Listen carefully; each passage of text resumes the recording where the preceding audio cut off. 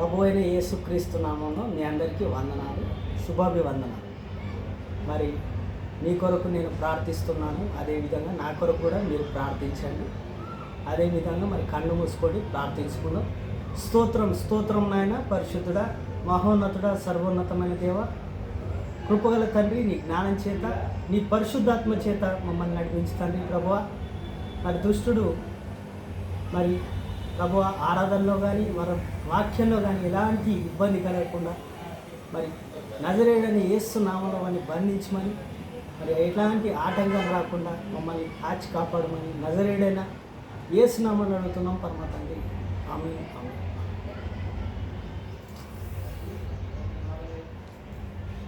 మహిమ ఘనతకు అర్హుడవు నీవే నా దైవము, మహిమ ఘనతకు అర్హుడవు నీవే నా దైవము. సృష్టికర్త ముక్తిదాత, సృష్టికర్త ముక్తిదాత, మస్తుతులకు పాత్రుడా, ఆరాధనా నీకే, ఆరాధనా నీకే, హల్లెలూయా, ఆరాధనా నీకే, ఆరాధనా నీకే. మన్నాను కురిపించినావు, బండల్ని నిలిచినావు, మన్నాను కురిపించినావు, బండల్ని నిలిచినావు. యెహోవా ఈరే చూచుకొనుము, యెహోవా ఈరే చూచుకొనుము, సర్వము సమకూర్చుము, ఆరాధనా నీకే, ఆరాధనా నీకే. వ్యాధులను తొలగించినావు, మృతులను మరి లేపినావు, వ్యాధులను తొలగించినావు, మృతులను మరి లేపినావు. యెహోవా రాఫా స్వస్థపరచును, యెహోవా రాఫా స్వస్థపరచును, నన్ను స్వస్థపరచును, ఆరాధనా నీకే, ఆరాధనా నీకే, హల్లెలూయా, ఆరాధనా నీకే, ఆరాధనా నీకే. కళ్ళు మూసుకోండి, ప్రార్థించుకుందాం.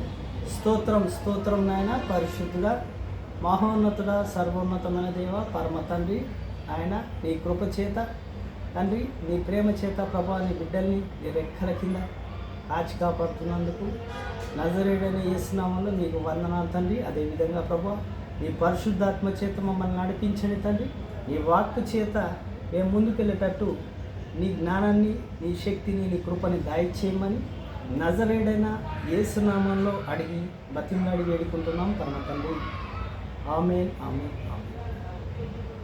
ప్రభు అయిన యేసుక్రీస్తు నామంలో మీ అందరికీ శుభాభివందనాలు. అదేవిధంగా మరి మీరు బాగున్నారా? మరి నేను కూడా బాగున్నాను. మరి అదేవిధంగా మీ కొరకు నేను ప్రార్థిస్తున్నాను. అదేవిధంగా మరి నా కొరకు కూడా మీరు ప్రార్థించండి. అదేవిధంగా మరి ఈరోజు మరి ప్రభు యొక్క ఆత్మ ద్వారా మరి మాట్లాడే మాట, మరి వాక్కు ఏంటంటే మరి మట్టల ఆదివారం అంటే ఏంది, మరి ప్రభు అయిన యేసుక్రీస్తు వారు మరి మట్టల ఆదివారం గురించి మనం మాట్లాడుకుందాం. మట్టల ఆదివారము చాలా ప్రశిష్టమైన ఆదివారం. ఎందుకంటే ప్రభు అయిన యేసుక్రీస్తు వారిని మరి సిలువ వేయక ముందు, అంటే పునరుత్థానానికి ముందుగా, మరి శిక్ష వేయకముందు, అంటే సిలువ యాగంలోకి వెళ్ళకముందు మరి ఆయనని ముందుగా మరి పండుగ చేస్తారు. దేనికి చేస్తున్నారు? మరి ఈ గాడిద మీద ఊరేగింపేంది, మరి ప్రభు అయిన యేసుక్రీస్తు వారిని తీసుకెళ్ళడం ఏంటనేది మనం ఒకసారి జకరియా గ్రంథము 9వ అధ్యాయము 9వ వచనం మనం చదువుకుందాం. ఆ రిఫరెన్స్ చదివిన తర్వాత మరి వాక్యంలోకి వెళ్దాం. జకరియా గ్రంథము 9వ అధ్యాయము 9వ వచనం ఒకసారి చదువుకుందాం.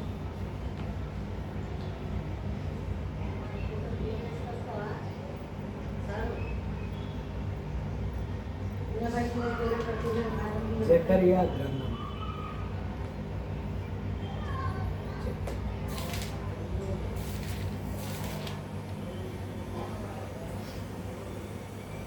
జకరియా గ్రంథము 9వ అధ్యాయము 9వ వచనం చదువుకొని వాక్యంలోకి వెళ్దాం.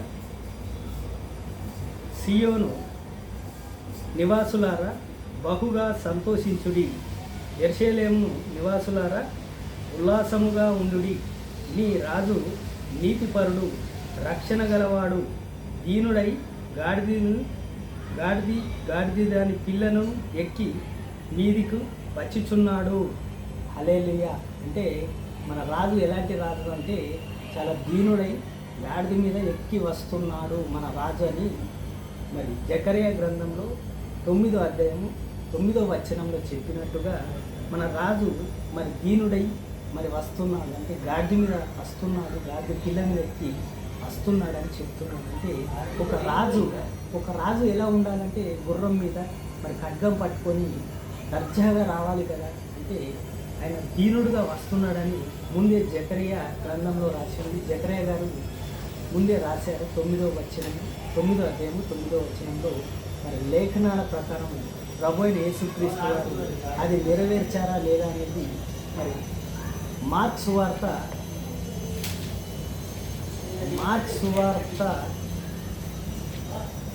11వ అధ్యాయంలో మనం చదువుకొని అదొకసారి ధ్యానించుకొని మనము దాని గురించి చేసుకుందాం. మార్క్స్ సువార్త 11వ అధ్యాయం చదవబోతుంది. వారు యెరూషలేమునకు సమీపించి ఒలీవల కొండ దగ్గరనున్న బెతేనియా అను గ్రామమునకు వచ్చినప్పుడు ఆయన తన శిష్యులలో ఇద్దరిని చూచి, మీరు ఎదుటనున్న గ్రామమునకు వెళ్ళుడి, అందులో మీరు ప్రవేశింపగానే కనబడిన ఒక గాడిదను పిల్లను కనుక గాడిద పిల్లను కనబడెను. దాని మీద ఏ మనుషుడును ఎప్పుడును కూర్చుండలేదు. మీరు వెళ్ళండి అంటే శిష్యులకు చెప్తా ఉన్నాడు. అంటే ఒలీవల కొండ సమీపించి మరి దగ్గరగా బెతేస్తియా గ్రామంలోకి వెళ్ళి ఇప్పుడు శిష్యులకు ఏం చెప్తున్నట్టు, ఇద్దరు శిష్యులకు ప్రభు అయిన యేసుక్రీస్తు వారు, మీరు వెళ్ళండి, ఇక్కడ దగ్గరలో ఉన్న గ్రామానికి వెళ్ళి ఒక గాడిద పిల్లని తీసుకొని రండి. ఏ మనిషి కూడా ఆ గాడిద మీద కూర్చోలేడు కాబట్టి ఆ గాడిదని మీరు తీసుకొని రండి అని ఇద్దరు శిష్యులకు ప్రభు అయిన యేసుక్రీస్తు వారు చెప్తా ఉన్నారు. అంటే చెప్పారు. చెప్పిన తర్వాత వారు ఏం చేశారంటే ఆ గ్రామంలోకి వెళ్ళి మళ్ళీ దాని మీద ఎవడు కూడా కూర్చొని లేడు, అంటే గాడిద మీద ఎవరు కూర్చోరు కాబట్టి ప్రభు అయిన యేసుక్రీస్తు వారు చెప్తా ఉన్నారు. అంటే లేఖనాల ప్రకారంగా చెప్తా ఉన్నాను. అంటే ఏ మనుషుడు కూడా గాడిద మీద మనిషి కూర్చోలేడు కాబట్టి ఆ గాడిదని తీసుకొని రమ్మని శిష్యులతో చెప్తా ఉన్నాను. ఎవడైనాను మీరు ఎందుకు ఇలా చేయుచున్నారని మిమ్మల్ని అడిగితే అది ప్రభువు నాకు కావలసిన దానినని చెప్పుడి. తక్షణమే అతడు దానిని ఈడ్చి తోలికి పొమ్మని చెప్పి వారిని పంపాను. మరి మిమ్మల్ని ఎవరన్నా ఆపారనుకో, మరి గాడిదని తీసుకొచ్చేటప్పుడు మీరు ఎందుకు ఇలా చేస్తున్నారు, గాడిద పిల్లలు ఎందుకు తీసుకెళ్తున్నారు అంటే ప్రభు అయిన యేసుక్రీస్తు వారు, అంటే మా ప్రభు చెప్పాడు, మా ప్రభు అయిన యేసుక్రీస్తు వారు మరి గాడిదని తీసుకొని రావాలి, గాడిద పిల్లని చెప్పి అనగానే తక్షణమే మరి ఏం చేశారంటే ఆ గాడిద పిల్లని వారితో పాటు పంపించారు. అంటే ప్రభు అయిన యేసుక్రీస్తు వారు చెప్తా ఉన్నారు, నా పేరు చెప్పండి, నేను పంపించానని చెప్పండి అని ఆ గాడిద పిల్లని మరి పంపించారు. మరి అక్కడ పట్టుకున్న వ్యక్తి కూడా మరి ఆ గాడిద పిల్లని పంపించాడు. మరి ఏ రకంగా ఉందంటే వారు వెళ్ళి వీధులలో ఇంటి బయట తలవాటిక కనబడిన గాడిద పిల్లను ఒకటి వారికి కనబడేది. దానిని విప్పుచుండగా అక్కడ నిలిచి ఉన్న వారిలో కొందరు, మీరు ఏమి చేయుచున్నారు? మరి అక్కడికి వెళ్ళారు, ఆ గ్రామస్తులకు వెళ్ళారు. అక్కడ ఉన్న 2 గాడిద ఉన్నది, ఆ గాడిద పిల్లని ఇప్పి తీసుకెళ్ళేటప్పుడు మీరు ఏమి చేయుచున్నారని అడుగుతూ ఉన్నారు. అంటే గ్రామస్తులు ఈ గాడిదని ఎందుకు తీసుకెళ్తున్నారని శిష్యులకు అడుగుతూ ఉన్నారు. మరి అడిగినప్పుడు వారు ఏం సమాధానం ఇస్తున్నారంటే గాడిద పిల్లను ఎందుకు విప్పుచున్నారని వారిని అడిగింది. అందుకు శిష్యులు యేసు ఆజ్ఞాపించినట్లు వారితో చెప్పగా వారిని పోయింది. వారు విప్పించిరి. అంటే ప్రభు అయిన యేసుక్రీస్తు వారి మాట విని వారు ఆ గాడిద పిల్లని ఇప్పించినప్పుడు అది తీసుకెళ్ళాలని చెప్తా ఉన్నారు. వారు ఆ గాడిద పిల్లను యేసు వద్దకు తోలుకొని వచ్చి తమ బట్టలను దానిపై వెయ్యగా ఆయన దాని మీద కూర్చుండెను. హల్లెలూయా. ఇక్కడ ఏదైతే మరి రాజు అంటే జకరియా గ్రంథంలో ఉన్న 9వ అధ్యాయము 9వ వచనాన్ని మనం చూసుకుంటే ఇక్కడ మరి ఆ బట్టలు ఎందుకు పరిచారు, మరి ఆయన గాడిద మీద ఎందుకు కూర్చున్నాడంటే దానికి రెఫరెన్స్గా మనం చూసుకుంటే జకరియా గ్రంథము 9వ అధ్యాయము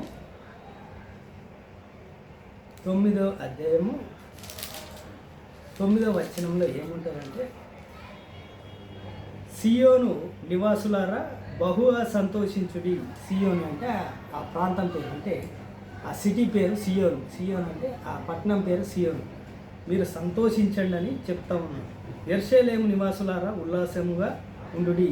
యెరూషలేములో ఉన్న వారందరూ ఉల్లాసంతో ఉండండి. నీ రాజు ఏమంటున్నాడు? నీ రాజు నీతిమంతుడు, రక్షణ గలవాడు, దీనుడై గాడిదను గాడిద దానిని పిల్లను ఎక్కి నీ యొద్దకు వచ్చుచున్నాడు.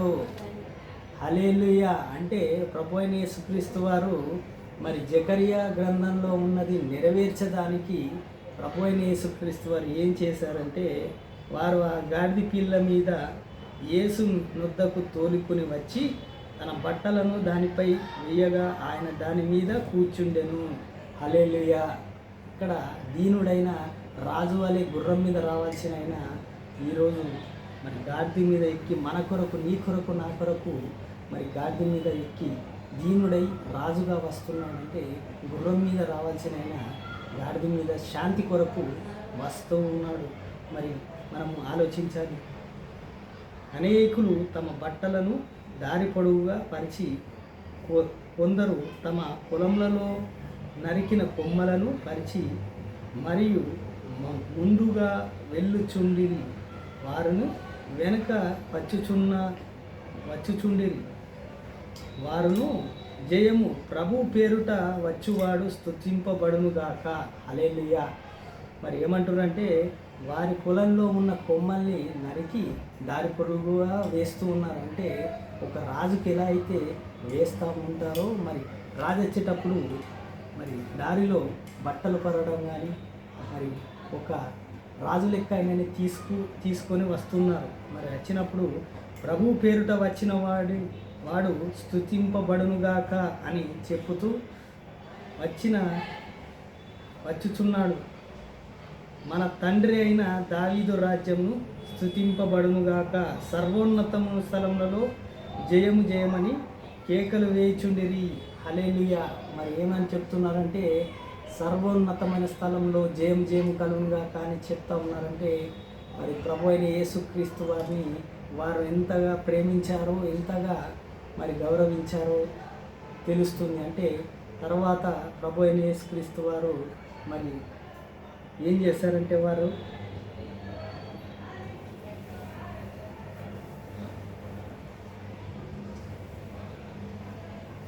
ఆయన యెరూషలేముకి వచ్చి దేవాలయంలో ప్రవేశించినట్టు సమస్తము చూచి సాయంకాలము మందు 12 మందితో కూడి బెతేనియాకు వెళ్ళారు.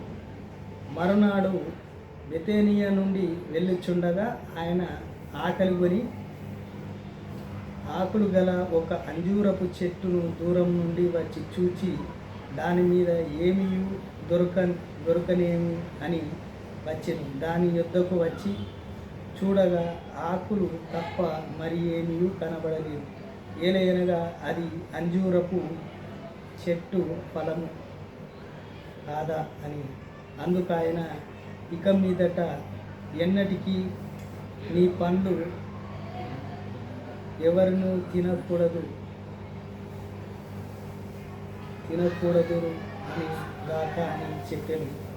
ఇది ఆయన శిష్యులు విని, అంటే ఆ కాలం వచ్చే వరకు అంగూరపు చెట్టు ఎప్పుడు కాస్తుంది, కానీ అప్పుడు అది ఇవ్వడంతో మరి అది చెడిపోయింది. కాబట్టి అంటే ఇక్కడ ఏం చెప్తుందంటే, ఏ ఫలమైనా మరి ఏ చెట్టు అయినా ఫలం ఇవ్వకపోతే దాన్ని నరికి వేయాలని ప్రభు అయిన యేసుక్రీస్తు వారు చెప్తా ఉన్నారు. వారు యెరూషలేముకి వచ్చినప్పుడు ఆయన దేవాలయంలో ప్రవేశించి దేవాలయంలో విక్రములను చేయువారిని వెళ్ళగొట్టేది ప్రారంభించారు. మరి అదేవిధంగా ఎవరైతే మరి దేవాలయం దగ్గర ఎవరైతే విక్రయాలు అంటే వ్యాపారాలు చేస్తున్నారో వాళ్ళందరినీ ప్రభు అయిన యేసుక్రీస్తు వారు కోపంతో అక్కడ ఉన్న వారందరినీ వెళ్ళగొట్టారు.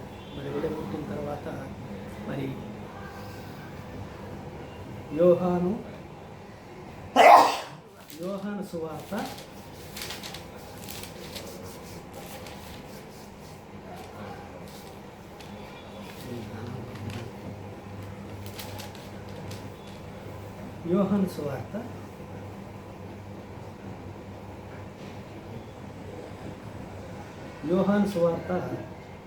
12వ అధ్యాయము 13వ వచనం చూద్దాం. ఇక్కడ బాగా ఉంటుంది.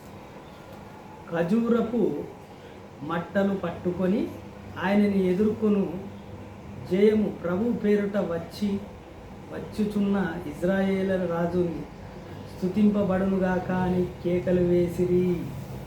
హల్లెలూయా. సీయోను కుమార్తె భయపడకుము, ఇదిగో నీ రాజు గాడిద పిల్ల మీద ఆసీనుడై ఉన్నాడు. హల్లెలూయా. అంటే ఏమంటున్నారు? నీ రాజు గాడిద పిల్ల మీద ఆసీనుడై ఉన్నాడు. జయము జయము మరి అని చెప్తున్నారు. జయము అని ఓసన్న అని చెప్తా ఉన్నారు. మరి అదేవిధంగా చెప్తున్నారు ఖజూరపు మట్టలు. మరి మట్టలు ఎందుకు పట్టుకుంటారంటే, మట్టలు మరి రాజులకు బలానికి సంబంధించినది కాబట్టి అది ఒక గౌరవంగా మరి అక్కడ ఉన్నవారు దాన్ని చూస్తారు. కాబట్టి ఆ మట్టాన్ని తీసుకొని మరి ప్రభు పేరుట వచ్చిన వారు అని చెప్పి జయం జయమని చెప్పి మరి రాజుని స్తుతింపబడునుగాక అని కేకలు వేసిరి. మరి ఎంత గొప్పగా చెప్తున్నారంటే, గాడిద మీద కూర్చున్న రాజు వస్తున్నాడు, నువ్వు భయపడకు సీయోను కుమార్తె అని పట్టణం గురించి చెప్తూ కేకలు వేస్తూ దేవుని స్తుతిస్తున్నారు. గాడిద పిల్ల మీద ఆసీనుడై ఉన్నాడు అని చెప్పి అని రాయబడి ఉన్న ప్రకారమే యేసు ఆ చిన్న గాడిదను కనుగొని దాని మీద కూర్చుండెను. హల్లెలూయా. మరి ఎలా అయితే మరి దేవుడు దీనుడుగా మరి ప్రభు అయిన యేసుక్రీస్తు వారు మరి ఎలా అయితే ఆయనని గొప్పగా చూపించారో, ఆ జనము అక్కడున్న మరి శాస్త్రుల మాట మరి అక్కడున్న మరి వ్యవస్థ ద్వారా మరి వారు రాజకీయంగా ఏం చేశారంటే, ప్రభు అయిన యేసుక్రీస్తు వారిని ఆ శిక్షకు అర్హుడుగా చేశారు. మరి సిలువలోకి ఆయనని తోచారు. అంటే ఆయన చేయని తప్పు కూడా నేరాన్ని మోపారు, సిలువ వేయించారు. మరి ప్రభు అయిన యేసుక్రీస్తు వారు మరి ఎందుకు వచ్చారంటే దీనుడుగా.